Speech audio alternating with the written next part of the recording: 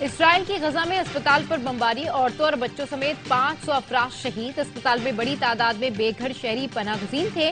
مریضوں کے ساتھ ڈاکٹرز اور اسٹاف بھی شہید ہو گئے۔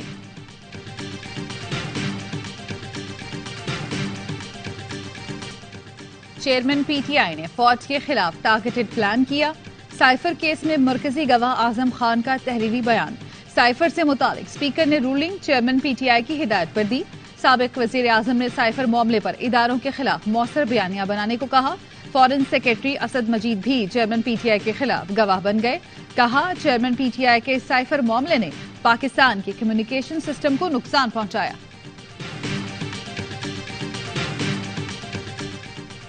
اور ورلڈ کپ میں ایک اور اپسٹ، نیدرلینڈز نے جنوبی افریقہ کو شکست دے دی۔ پروٹیاز 243 رنز کا تعاقب کرتے ہوئے 207 رنز پر ڈھیر۔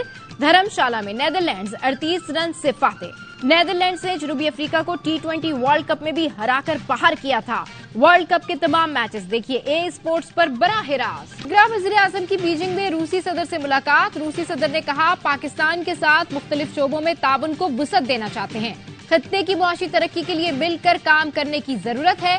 انوار الحق کاکڑ بولے انسداد دہشت گردی کے لیے روس اور پاکستان یکساں موقف رکھتے ہیں۔ افغانستان میں امن و استحکام کے لیے بھی دو طرفہ تعاون اہمیت کا حامل ہے۔ توانائی کے شعبے میں روسی سرمایہ کاروں کا خیر مقدم کریں گے۔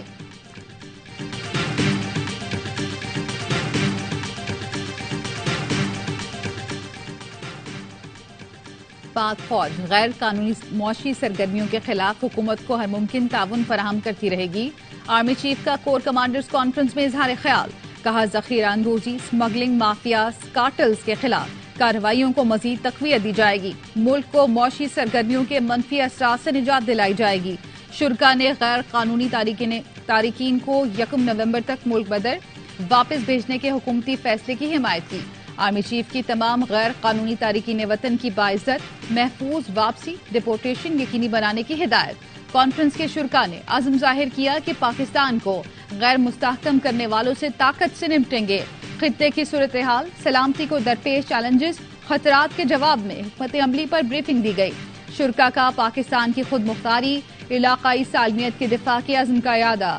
آرمی چیف نے آپریشنز کے دوران پیشہ ورانہ مہارت کے معیار کو برقرار رکھنے اور فارمیشنز کی تربیت کے دوران بہترین کارکردگی کے حصول پر بھی زور دیا۔ شرکا نے مصدوم ہنگو یوب کے شہداء کے ایصال ثواب کے لیے فاتحہ خوانی کی۔ صبح اپیل کی، شام میں واپس لے لی۔ نگراں وفاقی حکومت کی نیب ترامیم پر فیصلے کے خلاف دائر اپیل واپس۔ سپریم کورٹ سے مزید مہلت مانگ لی۔ اٹارنی جنرل کا کہنا ہے اپیل میں اضافی گراؤنڈ شامل کرنے کے لیے مہلت مانگی ہے۔ مہلت کی استدعا پر عدالت نے 15 دن کا وقت دے دیا۔ سپریم کورٹ نے 15 ستمبر کو 2-1 کے تناسب سے نیب ترامیم کو کالعدم قرار دیا تھا۔ فیصلے کے خلاف نظر ثانی دائر کرنے کا مقررہ وقت ختم ہو چکا تھا۔ پریکٹس اینڈ پروسیجر ایکٹ کے فیصلے کے بعد اپیل کے لیے اضافی وقت دیا گیا تھا۔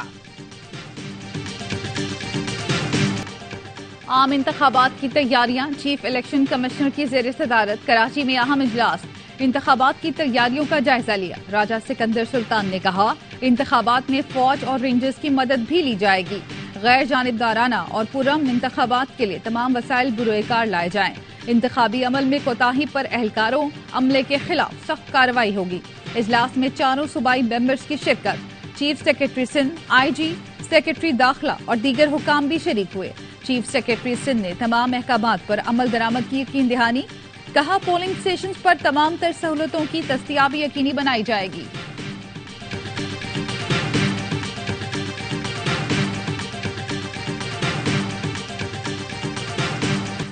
اقوام متحدہ فلسطینیوں کی نسل کشی روکنے میں کردار ادا کرے۔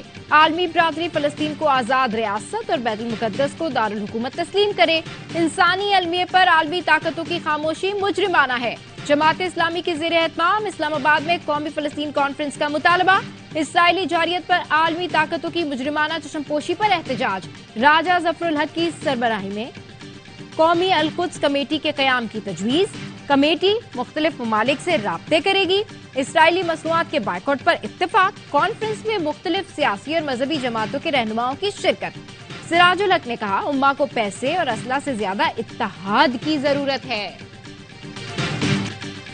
दुश्मनी कम हो जाए तो नेताओं की दुकान कैसे चलेगी? भारत की नामवर स्पोर्ट्स सहाफी और राइटर शादरा उग्रा की ARY न्यूज से गुफ्तगू। कहा, भारतीय हुकूमत की जानिब से वीजे की झिझक शर्मनाक थी। कहा, मेरा बेहतरीन इंटरनेशनल दौरा पाकिस्तान का था। मैच कवर करने और खाना खाने में बहुत मजा आया। दुख होता है अब पाकिस्तान इंडिया टूर नहीं हो रहे। पाकिस्तान और हंगरी की फजाई अफवाज के ताल्लुकात में नए बाब का आगाज। हंगरी के एयरफोर्स के commander brigadier general Joseph collar का वक्त के हमरा एयर हेडक्वार्टर्स का दौरा। सरबराह पाक फजाइया air chief marshal Zaheer Ahmad Babar Sidhu से मुलाकात। मुश्तरका ताउन, अस्करी टेक्नोलॉजी और तरबियती प्रोग्राम्स में बाहमी इश्तराक के लिए नई राहें इस्तवार करने का आज़म। एयर हेडक्वार्टर्स आमद पर चाको चौबंद दस्ते का ब्रिगेडियर जनरल जोसेफ को गार्ड ऑफ ऑनर। हंगरी के अस्करी वफ्द का एयर हेडक्वार्टर्स में कायम मुख्तलिफ तनसीबात और तकनीकी इंफ्रास्ट्रक्चर का दौरा। वफ्द ने national aerospace science and technology park का भी दौरा किया।